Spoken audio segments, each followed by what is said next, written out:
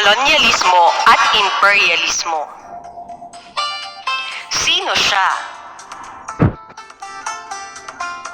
Ferdinand Magellan.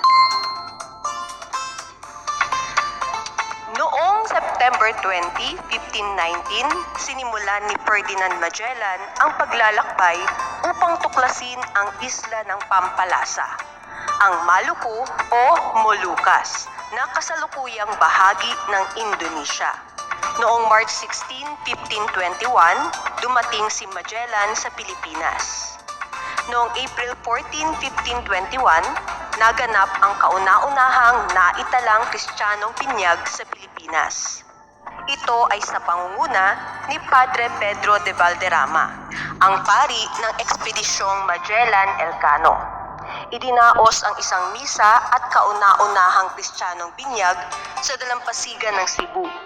Kasunod ng ulat na ayaw makipagkasundo ng pinuno ng Mactan na si Lapu-Lapu sa mga Espanyol, nagtungo noong April 26, 1521 sa Mactan si Ferdinand Magellan upang personal na harapin si Lapu-Lapu. Noong April 27, 1521, naganap ang makasaysayang labanan sa Mactan. Ito ay sa pagitan ng puwersa ni Ferdinand Magellan at leader ng Mactan na si Lapu-Lapu.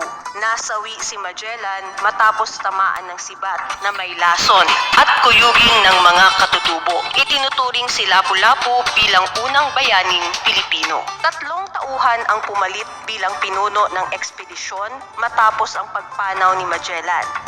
Si Duarte Barbosa na nasawi sa Cebu, si Juan Carvalho na nag-utos wasakin ng barkong Concepcion at kalaunay naalis sa pagkapinuno, at si Gonzalo Gomez de Espinosa.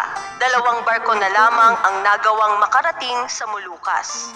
Sa Ternate, Moluccas, naghiwalay ng landas sina Espinosa, ang kapitan ng barkong Trinidad, at Sebastian Elcano, ang kapitan ng barkong Victoria. Sinubukan maghanap ni Espinosa ng ruta pabalik sa Espanya, ngunit sila'y nadakip ng mga Portuges. Samantala, matagumpay na nakabalik sina Elcano sa katubigan ng Espanya noong September 6, 1522.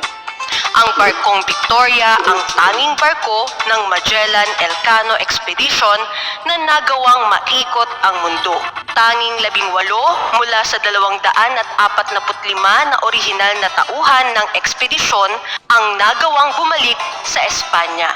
Ang Magellan-Elcano Expedition ang siyang maituturing na kauna-unahang matagumpay na paglibot sa buong daigdig sa pamamagitan ng paglalayag o circumnavigation.